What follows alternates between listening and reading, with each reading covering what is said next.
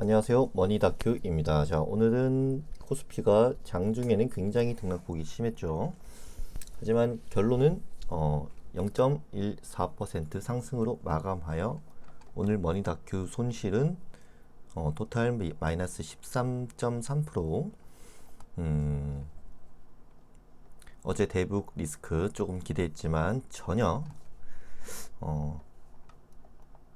솔직히 이렇게 장중에 무너질 때 기대했었겠죠. 근데 저는 이걸 못 봤어요. 뭐 일을 하느라. 일 끝나고 보니까 거의 다 회복을 했더라고요.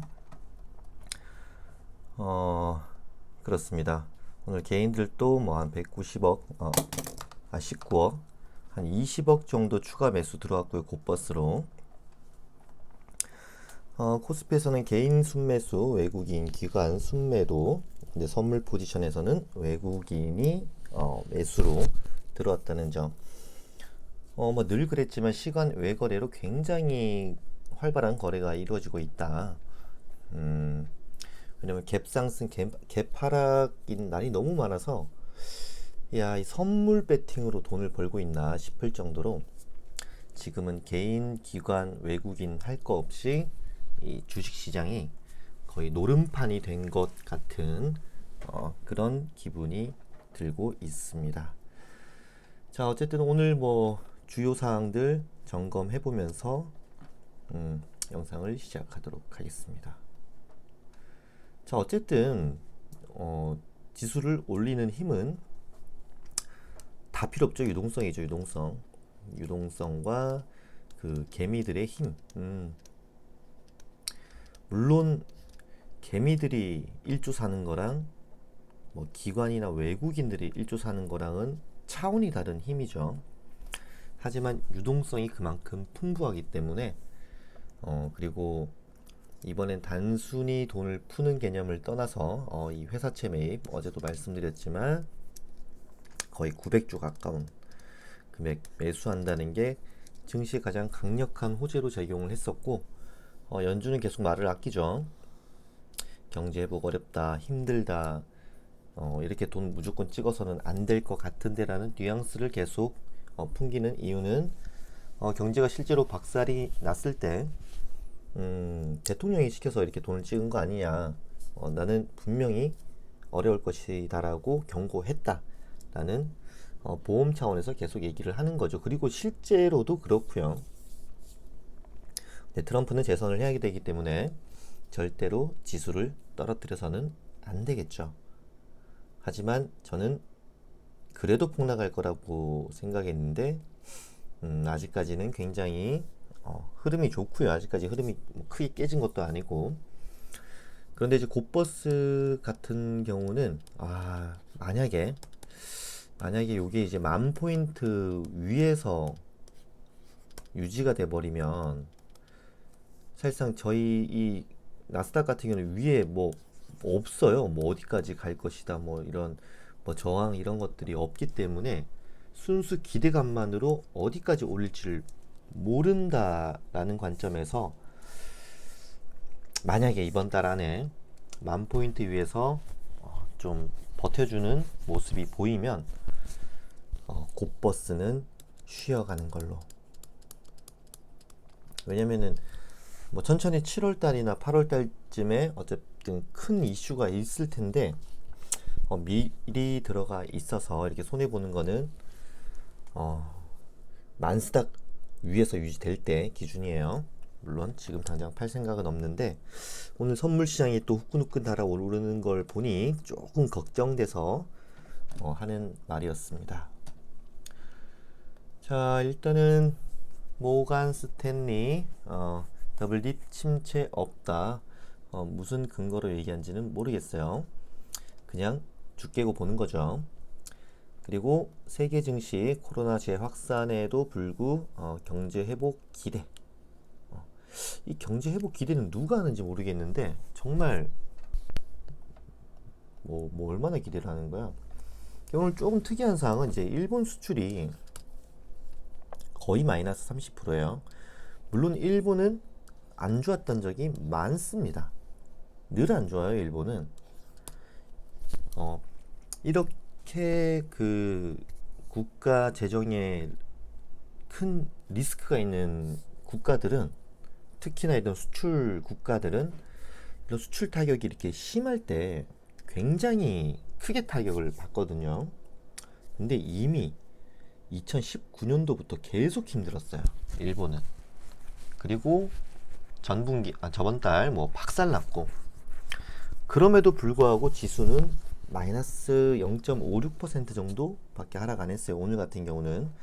물론 다른 국가들 다 상승했는데 하락한 거는 굉장히 부정적으로 받아들여질 수도 있지만, 이런 발표에도 증시가 끄떡 없는 거 보면 역시 경제 대국은 경제 대국이다 라는 거를 느끼는 하루였습니다. 자, 뭐 옛날에 그런 거 있었죠. 뭐 그 애엄마들이 애 없고 객장에 나타나면은 증시는 고점이다. 요즘 뭐 20, 30대 젊은 친구들, 제 주변 사람들도 주식 얘기를 이제 슬슬 하기 시작했거든요. 주식이 뭔지도 모르고 계좌도 없는 친구들도 하나 개설해야 되겠다 라는 이야기가 나올 정도면, 진짜 고점은 고점인데 라는 생각은 정말 저도 많이 해요. 그래서 곧버스에 들어가 있는 거고. 그런데 또 우리나라 그 대기업들 몇몇 종목들을 보면 진짜 저평가된 게 많기는 많습니다. 근데 지금 경제가 어렵다라고 하는 이유는 부도가 날 가능성이 높은 기업들이 너무 많기 때문에 경제가 굉장히 어려워질 거다라고 판단을 한 거고요. 근데 전 세계적으로 이런 질병 사태가 없다라는 가정하에는 어떤 한 국가가 돈이 필요해서 돈을 막 무제한적으로 찍고 이런 행위들을 하다가는 그 환율 리스크에 빠져 순식간에 국가 부도 사태를 맞을 수가 있는데, 전 세계적으로 힘드니까 전 세계적으로 돈을 마구마구 찍어내도 용납이 되는, 그래서 돈이 많이 풀리면 풀릴수록 그 경제는 뜨거워질 수밖에 없죠. 근데 이게 실물 경제가 뜨겁지는 않고 이런 주식이나 부동산 쪽만 뜨겁다라는 거. 이 말은 금리가 이제 오르기 시작할 때부터는 다 박살난다는 거. 근데 주식시장 같은 경우는 선행지수이기 때문에 금리가 오르기 전에 이미 박살나겠죠. 그래서 지금은 굉장히 위험한 상태인데 끊임없이 돈을 찍겠다라고 연준이 보험을 서주니까 지금 뭐 회사채로 900조, 뭐 트럼프가 그 인프라 구축에 뭐 1조 달러, 거의 뭐 2조 달러죠. 2조 달러를 또 추가적으로 부양책을 낸다고 하니 굉장히 이제 안심이 되는 거죠. 상승 배팅. 하지만 오늘 장 분위기로 봐서는 서로 떨어질 것 같긴 한데, 또 연준이 돈을 쏴준다고 하면 오르는 건 확실해 라는 어떤 눈치 게임 장세가 계속 이어지고 있는 흐름인 거죠. 자, 어쨌든 대북 리스크, 어떻게 보면 우리나라는 다 알잖아요. 전쟁 어차피 안 나 뭐 라는 거를 이미 잘 알고 있지만, 이제 환율이 크게 움직이지 않았다는 거는 이제 북한이 살짝 관심 유도를 위해서 좀 약간 도발을 해도 외국인들도 이제 한국 북한 전쟁 안 나 라는 분위기가 형성이 되어 있는 거라는 것을 이제 확인한 계기가 된 거죠. 환율이 오르긴 올랐지만 큰 움직임이 없는 거 보면 우리나라도 이제 전쟁이 굳이 날까 이런 거 안심하는 분위기죠. 그리고 뭐 유가 같은 거, 유가는 뭐 이렇게 횡보장 하나 있었고 이렇게 지금 횡보장 이렇게 왔다 갔다 하는데 여기서 계속 가지 않을까 뭐 생각을 하고 있어요. 일단은 유가가 이렇게 제대로 된 반등을 하지 못하는 거는 굉장히 일단은 안 좋은 상황이라는 거. 왜냐면 이제 산유국들이 감산 합의를 했음에도 불구하고 지금 40불을 시원하게 뚫지 못했다는 거는 그만큼 수요가 뒷받침되지 않다라는 증거겠죠. 하지만 증시는 계속 오르고 있고요. 정말 이해가 되지 않지만 이해하려 하지 말고 거인의 어깨에 올라타라. 그래서 저도 만스닥 위에 안착할 경우에는 곧버스를 잠깐 내려놓는 것도 고려하겠다라는 의견이었습니다. 뭐 컨택트, 언컨택트 뭐 상관없이 뭐 다 오르죠. 뭐 일단은 나스닥 100 지수에 나스닥 100 그 여기 포함되어 있는 종목들 그냥 상위권으로 봤는데 항공주 올랐다는 거는 이제 코로나 이제 거의 뭐 끝나간다라는 느낌이겠죠. 뭐 여행 다닐 거니까.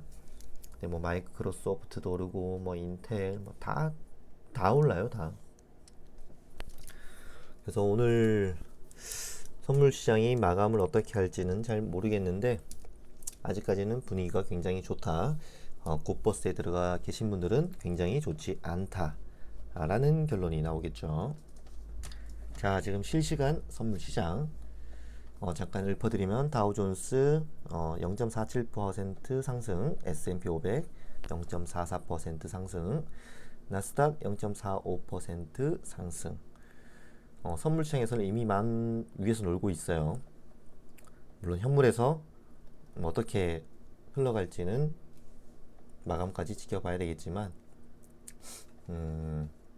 이 분위기가 지속되면은 우리 그 한 달 전처럼 계속 횡보하다가 갑자기 막 쳐올릴 수도 있어요. 물론 연준에서 2조 달러 풀어준다라는 발표가 있기 며칠 전부터 아주 강하게 올라가겠죠. 근데 그 힘이 그전만큼은 아니다라는 거 꼭 감안하시고 접근하셨으면 좋겠습니다. 자, 오늘 그 구독자분들이 이제 100분이 넘어서 이제 101명 된 아주 기쁜 날인데 그 지수가 큰 폭으로 하락을 해주지 않아서 다소 아쉬운 기쁨과 아쉬움이 공존하는 하루였습니다. 자, 댓글 참여 많이 부탁드리고요. 오늘 영상은 여기서 마치도록 하겠습니다. 감사합니다.